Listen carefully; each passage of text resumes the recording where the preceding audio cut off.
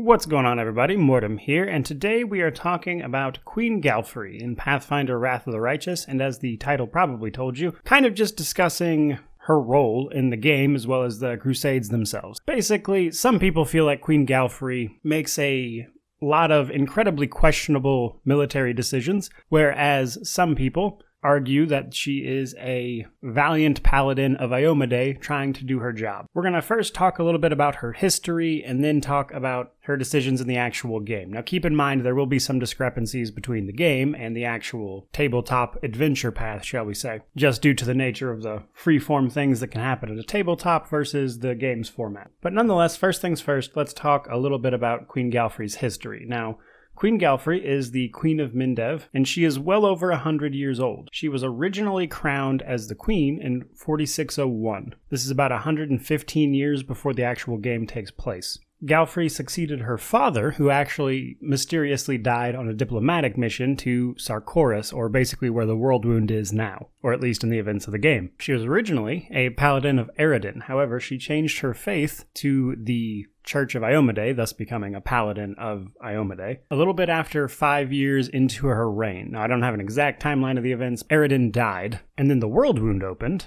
In 4606, Galfrey started organizing the defenses of Mendev against the Worldwound, and between 4606 and 4622, when the actual First Crusade started, she converted her faith at some point and retrained herself to be a paladin of Iomedae. Now, Galfrey aligns herself very much so with the Church of Iomedae, and she becomes so integral to the war effort and the Crusades against the Worldwound that they start keeping her alive through supernatural means, which is how she is so old. So while she appears to be a woman in her late 20s, she's probably more in the ballpark of like 135 to 145, give or take. Now from here, she leads all of the Crusades. Queen Galfrey oversees the creation of the Ward Stones, which kept the Worldwound contained, thus keeping demons from overrunning everyone. That said, the nations to the west and the north of the Worldwound were actually fairly efficient in their defense of their homelands, so the demons always attacked towards the east where Mendev was. And this goes back and forth. The demons win some, they lose some, same with the other side. We see the fall of Dresden, and ultimately the main thing to take away from all of this time that Queen Galfrey spends fighting these battles is that while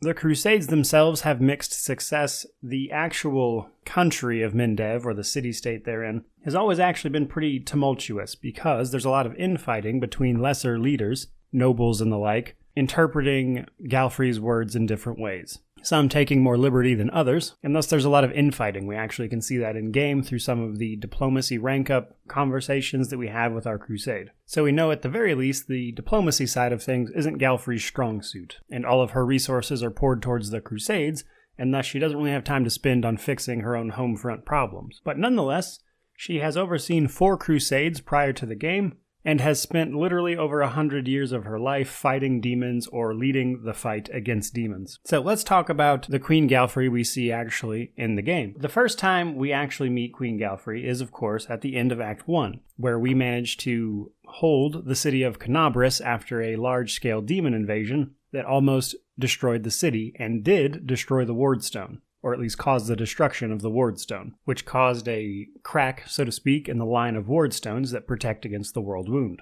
Now, Queen Galfrey, piggybacking on your success in holding the city of Canabris, decides to appoint you the leader of the 5th Crusade, which she then announces. Now, this decision alone is a little controversial in some ways because on one hand, this woman doesn't know you at all. You and your party's military experience, and thus your ability to lead a crusade, are very much so in question, and instead of trying to feel that out a little bit, she just immediately promotes you to head of the crusade. Now, while for better or worse, that turns out to be a decision that leads to the closure of the Worldwound, it is nonetheless a pretty questionable decision for someone you just met. And yeah, sure, you did an amazing job holding this city, but what does she really know about you beyond that? And if anything, I think that decision kind of feeds into some of the evil playthrough options, because it's like, clearly she didn't vet you out, and then you turned out to be this evil person. So I think that kind of plays into it in some ways. As most people are aware, you can actually convince Queen Galfrey to come along with you throughout Act 2 of the game. And she can kind of join you on your crusade, you can learn more about her, some of the things I've already mentioned. You can rescue her from a bit of a demon attack later, And while she is romanceable, yes, that's not really the point of this video, I think the most important thing you can take away from this part of the game is that Queen Galfrey is genuinely a good person. If she has made any questionable decisions or has any real failings, she is nonetheless a good person who is trying to do the right thing. But it is possible to try to do the right thing in an incompetent manner, so let's continue on. Depending on your actions in Act 2, you can either upset or placate Queen Galfrey, but nonetheless you remain in charge of the crusade afterwards. And once you retake Dresden, she'll have some words for you before you go. Let's talk about Dresden for a second. Dresden fell about 70 years prior to the start of the game because Staunton Vane made a very foolhardy charge against the demons after removing the Sword of Valor from the city's walls, which is an artifact that kept the city safe from demons just teleporting in and out. Staunton, due to demon influence, decides to take this on a very ill-advised journey,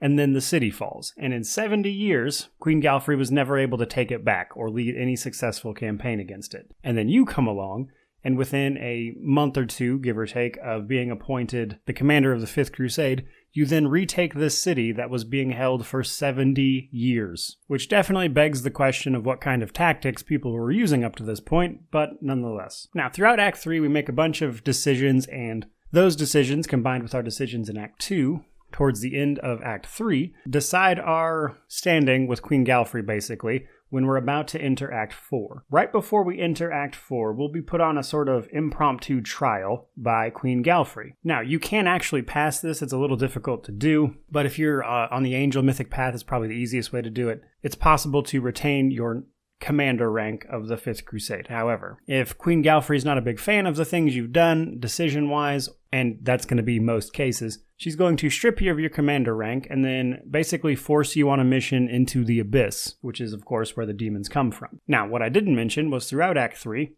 we have successfully foiled several demon plots. We have learned about a big demon plot involving crystals and power being granted to certain demons. And more than that, we've actually discovered the primary source of these crystals is right under none other than Dresden. Now, throughout this little impromptu trial, she will accuse us of certain things. One of my funniest examples of this is if you chose to take Arushale, who is actually a ascending succubi, if you will, on as a companion, Queen Galfrey will try to call that out as questionable, when Queen Galfrey herself actually gave us Nura the Advisor, who turned out to be a traitor who tries to kill you twice, which I neglected to mention up to this point, which means that Queen Galfrey was able to be fooled by someone she trusted enough to make an official advisor of the crusade. Now, regardless of what happens here, you do nonetheless get sent into the Abyss for Act 4. Due to a bit of a time skip, you come back in Act 5 after 6 months have passed. And the first thing we find out is that the city of Dresden has fallen again to the demons because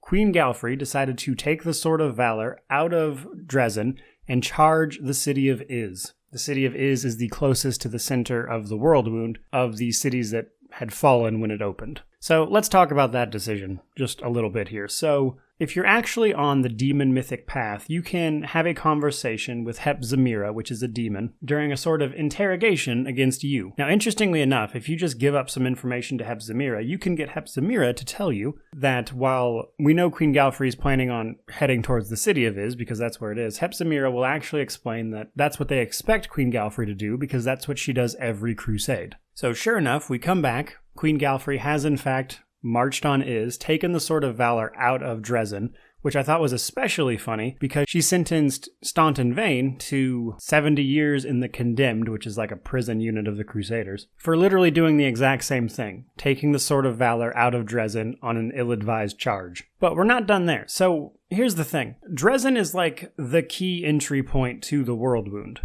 It is an integral supply point. All of the other ward stones are active, which means they basically have to come this way or towards Canabras. So rather than try to hold an integral choke point and supply route into the World Wound, Queen Galfrey basically takes all of the troops, marches on Iz, leaving the city of Dresden defenseless, where it is then overrun by demons in her absence, because she took away the Sword of Valor, which acts as protection, and left it defenseless with no troops. So your character has to sweep in, take Dresden back after gaining some extraordinary powers from your journey, And then you have to go rescue Queen Galfrey. Now, this is an especially telling conversation if you get her to live long enough to tell it, basically. So if you manage to talk to Queen Galfrey before she either dies by your blade or just dies in general, you can have a conversation where she explains part of her reasoning for stripping you of her rank was literally just plain old jealousy, which is about as petty a reason as you can possibly come by. From here, depending on your mythic path choices throughout the game, this varies quite a bit. You might personally murder Queen Galfrey one way or the other. If you're on an evil mythic path, that's basically a given, as even if you rescue her and she survives the attack on Iz, you then head back to Dresden, and then if you are on an evil path, she will try to either kill you or arrest you, and then you'll kill her. Or if you're on a good path, you can be like, people make mistakes, and she can live and help you with the rest of the crusade. So, again, there are variations depending on your mythic path, but what I've gone over is basically the general stuff that happens regardless of the decisions you make. Here's my personal opinion. She is both simultaneously a good person and a completely incompetent leader. Everything up to the point where you get sent to the Abyss, I think you could make an argument for. However, when she then sends you to the Abyss, and then leaves the city of Dresden defenseless, takes the Sword of Valor, doing literally the thing that she sentenced a man to ridicule and humiliation for the next 70 years for, and then marches on a city, leaving a critical supply point defenseless. How is a woman that has been at war for like 115 years not aware that you need to protect an integral supply line? That is a really stupid decision. Again, I do think she is a good person and she means well, but I think it's absolutely a guarantee that this woman is a completely incompetent leader. A good soldier, maybe, but anyone with the slightest bit of tactics wouldn't leave a critical choke point defenseless. That's just terrible decision making. So yeah, to put it very bluntly, I think Queen Galfrey is an incompetent leader, but a good person who tried her best and felt a very strong sense of duty to her country, which she has served more than 100 years, which I think is commendable. But she makes strings of ill-advised decisions. She happens to get lucky in appointing your party to head of the crusade, and then you have to clean up this mess, basically. So there you go, guys. My thoughts and opinions on Queen Galfrey. By all means, let me know what you guys think of her and her decision-making down below. Very curious to hear what people will say in the comments about it. But if you enjoyed the video, like, comment, subscribe, all that YouTube jazz. But regardless of any of that, truly, just thank you so much for watching. May you wander in wisdom, and have an amazing day. Thank you for your support. The longer you live, the more things you do, and the more criticism you endure. Today, many blame me for all manner of reasons, and few try to understand my actions. Your words warm my soul.